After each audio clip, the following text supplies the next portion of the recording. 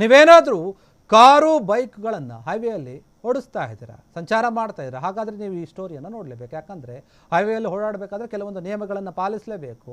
ನಿಮ್ಮ ವಾಹನದಲ್ಲಿ ಫಾಸ್ಟ್ಯಾಗ್ ಇಲ್ವಾ, ಹಾಗಾದರೆ ನಿಮಗೆ ಸಂಕಷ್ಟ ಎದುರಾಗುತ್ತೆ. ಅದನ್ನು ಫಸ್ಟ್ ನೀವು ಚೆಕ್ ಮಾಡ್ಕೊಳ್ಬೇಕಾಗುತ್ತೆ. ನಿಮ್ಮ ಕಾರ್ಗೆ ಫಾಸ್ಟ್ಯಾಗ್ ಇದೆಯಾ ಇಲ್ವಾ ಅಂತ ನೀವು ಚೆಕ್ ಮಾಡ್ಕೊಳ್ಳಿ. ಯಾಕಂದರೆ ಇನ್ಮೇಲೆ ಫಾಸ್ಟ್ಯಾಗ್ ಇಲ್ಲ ಅಂತಂದರೆ ನಿಮ್ಮ ಗಾಡಿ ಏನಿದೆ, ವಾಹನ ಏನಿದೆ, ಅದು ಟೋಲನ್ನು ದಾಟೋದಿಲ್ಲ. ಏಪ್ರಿಲ್ 1ರಿಂದ ಟೋಲ್ ಪ್ಲಾಜಾದಲ್ಲಿ ನಗದು ಸ್ವೀಕಾರ ಮಾಡೋದಿಲ್ಲ, ಅಂದರೆ ಕ್ಯಾಶ್ ತಗೊಳ್ಳೋದಿಲ್ಲವಂತೆ. ಟೋಲ್ನಲ್ಲಿ ಫಾಸ್ಟ್ಯಾಗ್ ಅಥವಾ UPI ಬಳಕೆ ಮಾತ್ರ ಅವಕಾಶವನ್ನು ಮಾಡಿಕೊಡಲಾಗಿದೆ. ಫಾಸ್ಟ್ಯಾಗ್ನಲ್ಲಿ ಹಣ ಇಲ್ಲದಿದ್ದರೂ ಕೂಡ ಕೂಡಲೇ ನೀವು ರೀಚಾರ್ಜ್ ಮಾಡಿಸಬೇಕಾಗುತ್ತೆ.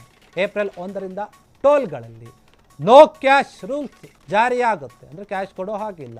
ಟೋಲ್ಗಳಲ್ಲಿ ಡಿಜಿಟಲ್ ಪೇಮೆಂಟ್ಗೆ ಮಾತ್ರ ಅವಕಾಶವನ್ನು ಕೊಡಲಾಗಿದೆ. ಹೀಗಾಗಿ ಯಾರ್ಯಾರು ಹೈವೇಗಳಲ್ಲಿ ಓಡಾಡ್ತಿರೋ ಇನ್ನು ಮುಂದೆ ನೀವು ಎಚ್ಚರಿಕೆಯಿಂದ ಇರಬೇಕಾಗುತ್ತೆ. ಫಾಸ್ಟ್ಯಾಗ್ ಇಲ್ದವರು ಫಾಸ್ಟ್ಯಾಗನ್ನು ಮಾಡಿಸಿಕೊಳ್ಳಿ. ಫಾಸ್ಟ್ಯಾಗ್ ಇದ್ದು ಯಾರು ರೀಚಾರ್ಜ್ ಮಾಡಿಲ್ವೋ, ಬ್ಯಾಲೆನ್ಸ್ ಇಲ್ವೋ ಅದರಲ್ಲಿ, ಅವರು ನೀವು ರೀಚಾರ್ಜ್ ಮಾಡ್ಕೊಳ್ಬೇಕಾಗುತ್ತೆ. ಇಲ್ಲ ಅಂದರೆ ನಿಮ್ಮ ಗಾಡಿ ಟೋಲ್ನಲ್ಲೇ ಸ್ಟ್ರಕ್ ಆಗಿ ನಿಂತುಕೊಳ್ಳುತ್ತೆ, ಅವರು ಬಿಡೋದಿಲ್ಲ ನಿಮ್ಮನ್ನು. ಇಲ್ಲ ಸ್ವಾಮಿ, ನನ್ನ ಹತ್ರ ರೀಚಾರ್ಜ್ ಮಾಡಿಸಿಲ್ಲ, ಫಾಸ್ಟ್ಯಾಗ್ ಮಾಡಿಸಿಲ್ಲ, ತೊಗೊಳ್ಳಿ ದುಡ್ಡು ಕ್ಯಾಶ್ ಇದೆ ಅಂತ ಕೊಡ್ತೀನಿ ಅಂದರೆ ತಗೊಳ್ಳೋದಿಲ್ಲ.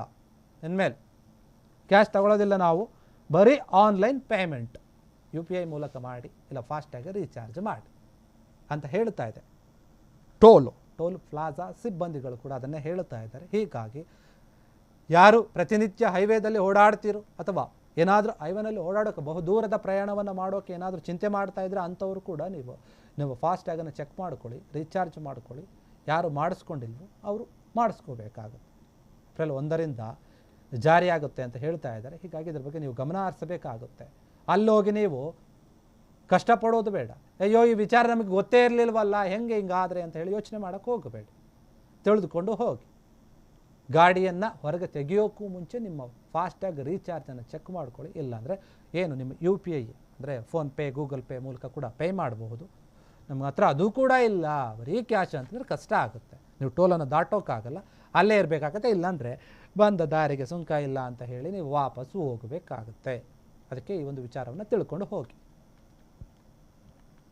ಕ್ಷಣ ಕ್ಷಣದ ಸುದ್ದಿಗಳಿಗಾಗಿ ಫ್ರೀಡಂ ಟಿವಿ ಸಬ್ಸ್ಕ್ರೈಬ್ ಮಾಡಿ, ಲೈಕ್ ಮಾಡಿ ಹಾಗೂ ಫಾಲೋ ಮಾಡಿ. ಹೊಸ ಸುದ್ದಿಗಳ ನೋಟಿಫಿಕೇಶನ್ಗಾಗಿ ಬೆಲ್ ಐಕಾನ್ ಮೇಲೆ ಕ್ಲಿಕ್ ಮಾಡಿ.